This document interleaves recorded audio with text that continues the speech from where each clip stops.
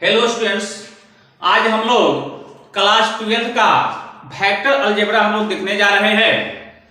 तो vector algebra जो है हम लोग को 10 दशमलव से स्टार्ट है।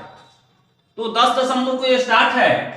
तो वेक्टर अलजेब्रा को समझने के लिए, प्रश्न को बनाने के लिए सबसे पहले हम लोग को कंसेप्ट क्लियर होना चाहिए। और यह जो है हम लोग को क्लास 11th और 12th के फिजिक्स में भी हम लोग को पढ़ना है। इसलिए यह हम लोग को ज्यादा जरूरी हो जा रहा है कि इसको हम लोग समझें और समझने के बाद हम लोग प्रश्न बना सकते हैं। तो देखिए 10 लेसन में है और हम लोग प्रत्येक लेसन के साथ फॉर्मूला देखेंगे।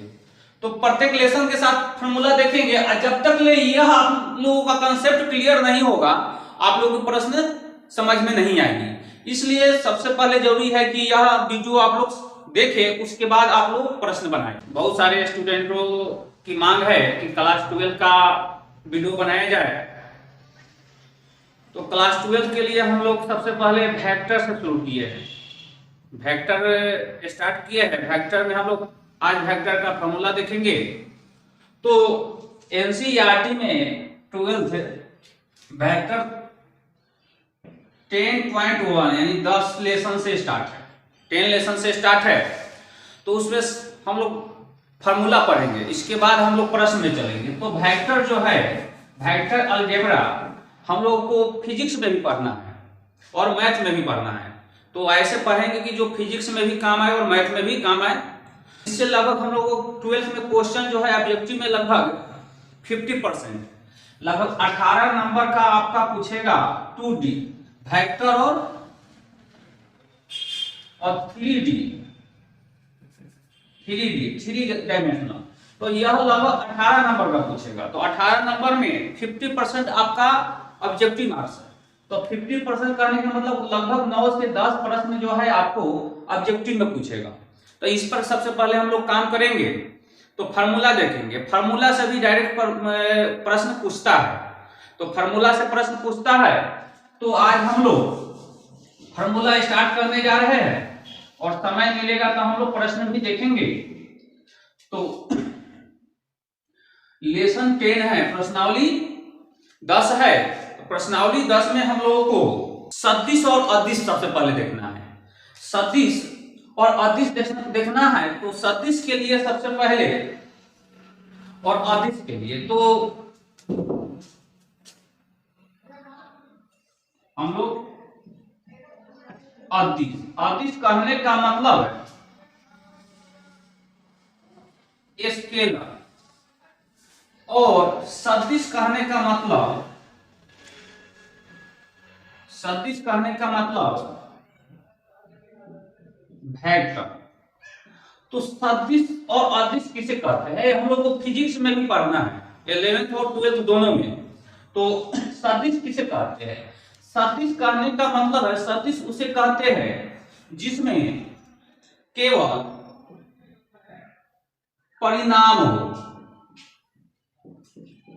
परिणाम, परिणाम कहने का मतलब ओनली मैग्नीट्यूड, ओनली मैग्नीट्यूड। थोड़ा इंग्लिश भी हम लोग जानते चलेंगे। तो इसमें केवल मैग्नीट्यूड हो यानी केवल परिणाम हो। और सदिश में परिणाम और दिशा दोनों यानी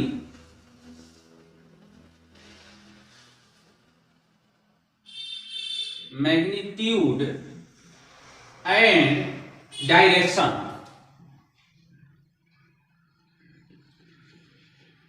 डायरेक्शन यानी सदिश में दिशा भी हो और परिणाम हो, लेकिन अदिश में केवल परिणाम हो। इसमें दिशा की कोई जरूरी नहीं है। मान लेते हैं हम कोई बुक लेते हैं, यह बुक लेते हैं। तो यह बुक है। तो इस बुक में अगर हम 10 न्यूटन का बल लगाते हैं, 10 न्यूटन का बल लगाते हैं, तो यह 10 न्यूटन का बल अगर हम इस बुक के मध्य पॉइंट में बीच में लगाते हैं तो यह सीधा रहेगा। लेकिन यही 10 न्यूटन का बल हम लोग किनारे पर लगाएंगे तो यह बुक जो है इधर गिरेगा, और इधर लगाएंगे तो इधर गिरेगा, इधर लगाएंगे तो इधर गिरेगा। अगर यही बीच में लगा रहा है तो स्थिर रह रहा है। तो इसी को परिणाम, इसी को बता रहा है कि परिणाम हो और दिशा भी हो। तो किस दिशा में बल लग रहा है, यह बल जो है 10 न्यूटन का बल जो है किस दिशा में लग रहा है। तो सदिश में दिशा का भी इंपॉर्टेंस है। सदिश कहने के लिए, वेक्टर कहने के लिए उसमें दिशा का भी इंपॉर्टेंस है। बट अदिश में दिशा की जरूरी नहीं है, इसमें केवल परिणाम होना चाहिए। परिणाम कुछ भी होना चाहिए, 10 न्यूटन, 5 न्यूटन, 7 न्यूटन, कोई भी परिणाम हो। लेकिन यहाँ परिणाम और दिशा दोनों हो, किस दिशा में बल लग रहा है। 10 न्यूटन का बल अगर लग रहा है तो यह किस दिशा में लग रहा है, यह हमको यहाँ बताना है। चलिए अब सदिश के लिए हम लोग देखते हैं, मान लेते हैं ए बी कोई रेखा है, ए बी कोई रेखा है। तो इसको सदिश अगर हम लोग जानेंगे तो इसको हम लोग बोलेंगे A B vector A B. और वेक्टर ए बी, वेक्टर को हिंदी में हम लोग सदिश कहते हैं, तो इसको लिखेंगे सदिश ए बी, सदिश ए बी। अगर हम लोग वेक्टर दे दे, यानी इसको इंग्लिश में वेक्टर बोलते हैं, हिंदी में सदिश बोलते हैं, सदिश ए बी या सदिश ए बी।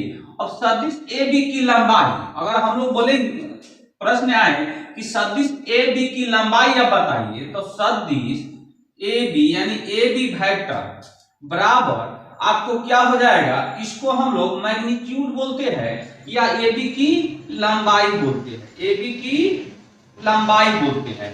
सदिश सदिश ए बी की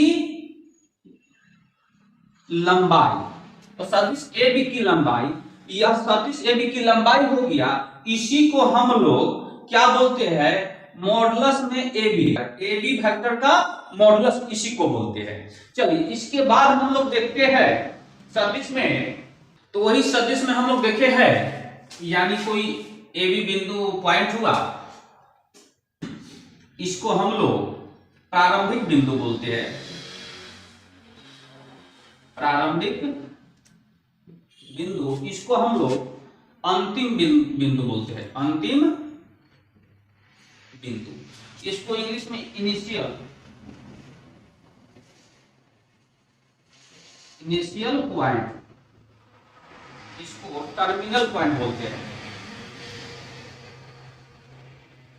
टर्मिनल पॉइंट बोलते हैं। अब हमको बोलेगा सदिश ए बी की लंबाई। अभी हम लोग पढ़े हैं कि सदिश ए बी की लंबाई बोले या सदिश ए बी वेक्टर बोले, तो सदिश ए बी की लंबाई, यानी यहां हम लोग, यहां सदिश ए बी की लंबाई हम लोग मैग्नीट्यूड ए बी भी हम लोग लिख सकते हैं। तो सदिश ए बी की लंबाई।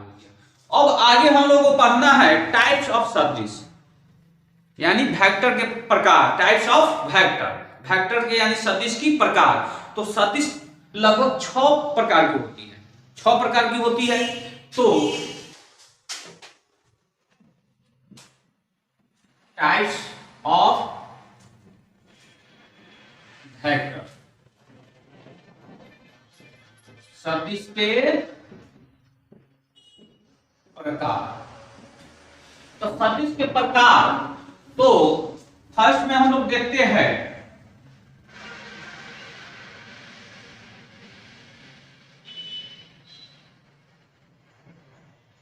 Zero,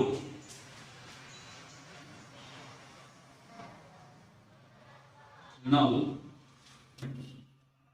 vector. इसको हिंदी में हम लोग शून्य सदिश बोलते हैं।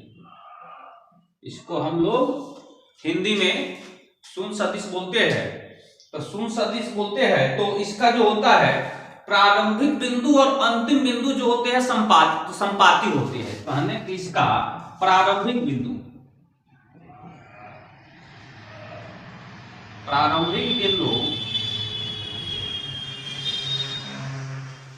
तथा अंतिम बिंदु संपाती होते हैं, संपाती होती है। कहने का मतलब संपाती कहने का मतलब जीरो अगर मान लेते हैं तो ये इसका प्रारंभिक बिंदु हो गया, यही इसका अंतिम बिंदु हो गया।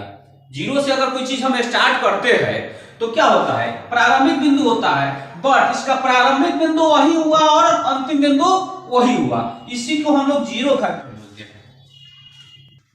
जैसे देख लीजिए, इसी को ले लिए तो यह क्या हुआ, यहां से हम स्टार्ट किए और यहीं रुक गए, तो यह जीरो वेक्टर हो गया। चलिए अब हम लोग यूनिट वेक्टर,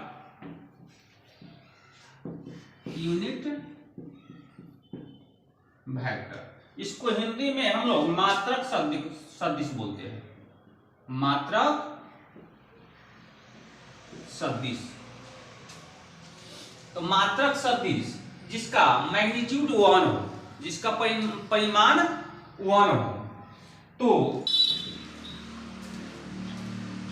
जिसका परिमाण 1 हो, यानी इसको हम लोग इकाई सदिश भी बोलते हैं, इकाई सदिश भी बोल सकते हैं। तो यहां देखिए ए बी जो है, ए बी एक मात्रक सदिश है। मात्रक कहने का मतलब है 1 इकाई है अथवा 1 इकाई है। तो 1 इकाई जैसे ए बी कैप भी हम दे दे तो समझ लीजिएगा कि ये भी मात्रक सदिश ही बोल रहा है। ए बी कैप बराबर मात्रक सदिश, क्योंकि हम लोग आई कैप प्लस जे कैप प्लस के कैप लिखते हैं। तो यहां जो होता है आई कैप का जो होता है गुणांक 1 छिपा रहता है, जे कैप का 1 छिपा रहता है, के कैप का 1 छिपा रहता है। तो यहां जब हम लोग आई कैप प्लस जे कैप प्लस के कैप का हम लोग परिणाम निकालते हैं, यानी तो क्या हो जाता है 1 का स्क्वायर प्लस 1 का स्क्वायर प्लस 1 का स्क्वायर, यानी मात्रक सदिश हो गया, यूनिट वेक्टर हो गया। तो ए बी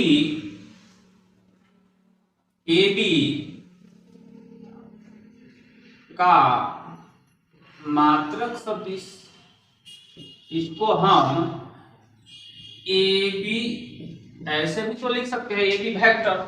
अब हम लोग इसके बाद देखते हैं को इनिशियल वेक्टर। आगे हम लोग देखते हैं तीसरा नंबर को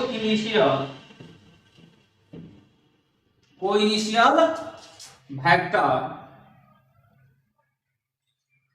इसको हिंदी में बोलते हैं सह आदिम सदिश, सह आदिम सदिश। तो इसका परिभाषा होता है दो अथवा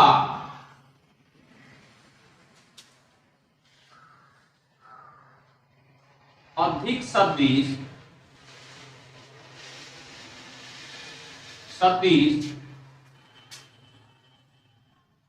जिसका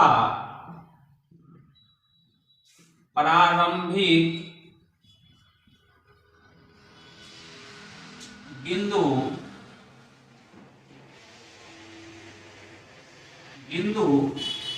1 हो। यानी जैसा मान लेते हैं कोई पॉइंट ले लेते हैं, तो इसका प्रारंभिक बिंदु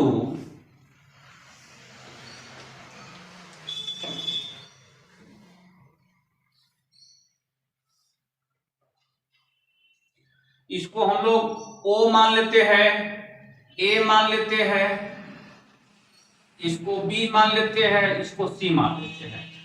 तो O A vector, O B vector, O C, इसको C मानते हैं, तो O C ओसी वेक्टर। यह क्या है? को इनिशियल वेक्टर है, सह आदिम सदिश है, क्योंकि इस तीनों का जो प्रारंभिक बिंदु क्या है? ओ है। इस तीनों का प्रारंभिक बिंदु क्या है? हम और भी ले सकते हैं, और भी हम कुछ ले सकते हैं, इसको हम लोग डी मान सकते हैं। तो क्या हो जाएगा? इसको हम लिख देंगे O D, vector O D. सभी का, इस सभी को हम लोग क्या बोलते हैं? सह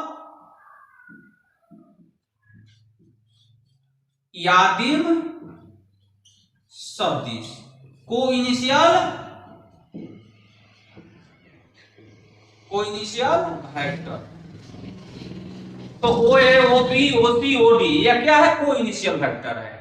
आगे हम लोग चलते हैं। अब इसको अगला है हम लोग के पास कोलिनियर।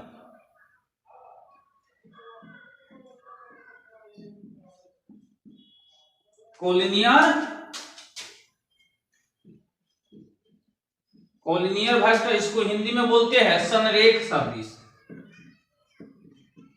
संरेख सदिश। तो संरेख सदिश है, तो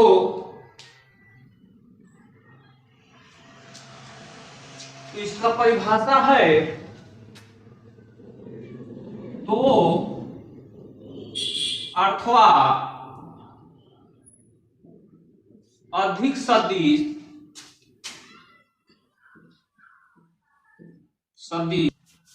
जो एक ही दिशा के समानांतर हो, एक ही दिशा के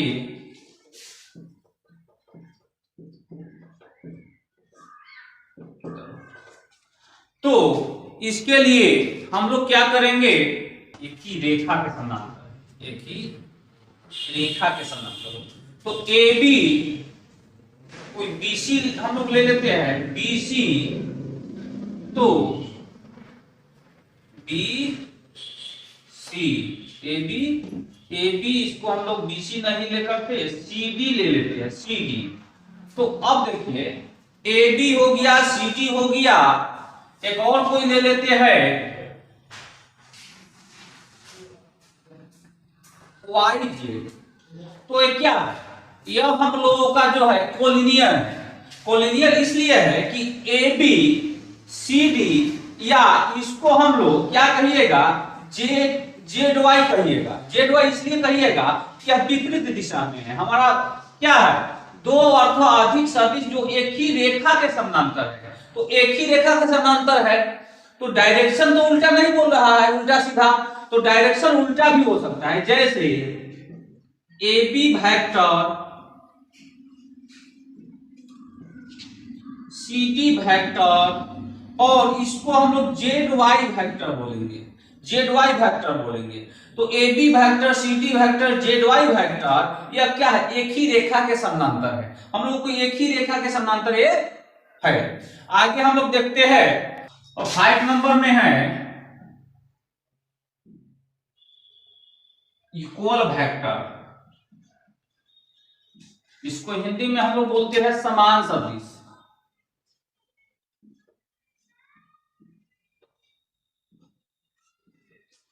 जिसका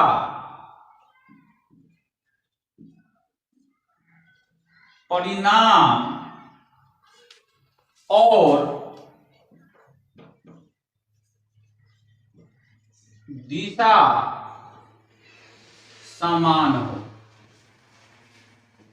तो परिणाम और दिशा समान हो तो एपी सी डी, और एक मान लेते हैं हम लोग एक्स वाई ले लेते हैं, तो ए बी और एक्स वाई का दिशा जो है विपरीत है। तो A B vector B C vector समान सदिश है, समान सदिश है, बट लेकिन वाई एक्स वेक्टर समान सदिश नहीं है, क्योंकि दिशा जो है विपरीत है, दिशा विपरीत है, तो दिशा विपरीत हो गया तो समान सदिश नहीं होगा, इसलिए ए बी वेक्टर और सी डी वेक्टर जो है समान सदिश है, X Y vector Y X vector जो है समान सदिश नहीं है। अब हम लोग अंतिम जो है लास्ट पढ़ने जा रहे हैं वो है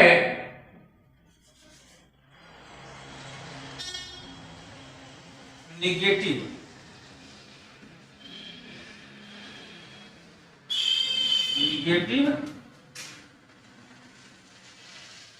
वेक्टर, इसको हिंदी में बोलते हैं ऋणात्मक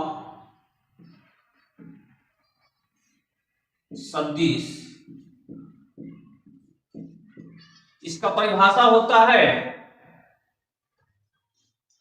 जिसका परिणाम समान लेकिन दिशा विपरीत हो, जिसका परिणाम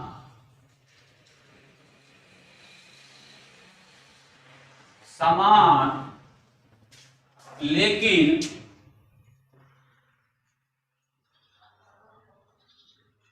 दिशा विपरीत हो। अब परिणाम समान हो दिशा विपरीत हो तो देखिए एपी वेक्टर और हम लोग कोई एक और वेक्टर ले लेते हैं पीक्यू वेक्टर, इस दोनों का परिणाम समान है। अब यहां देखिए तो दिशा विपरीत हो गया, दिशा विपरीत हो गया, तो एबी वेक्टर और क्यूपी वेक्टर क्या है, नेगेटिव यानी क्यूपी वेक्टर ऋणात्मक सदिश है। अब ये पढ़ लिए, इसके बाद हम लोग जब लेसन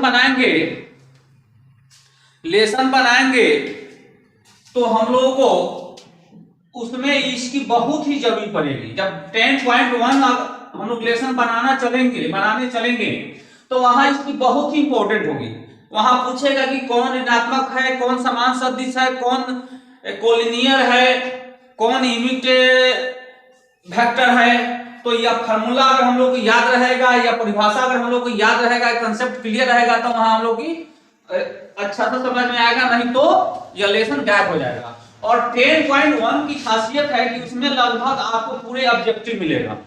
वहां ऑब्जेक्टिव है, ऑब्जेक्टिव हमारे एग्जाम में जो है 50% है, तो 50% है तो ऑब्जेक्टिव जो है 10.1 से ज्यादा ऑब्जेक्टिव आपको मिलेगा। तो ऑब्जेक्टिव को क्लियर करने के लिए हम लोग को ये जो 6 का रूल है, 6 परिभाषा है, इस 6 को ध्यान देना होगा। 6 में कंसेप्ट क्लियर है तो आपको 10.1 में कोई समस्या नहीं होगी। अगले वीडियो में हम लोग 10.1 को देखेंगे।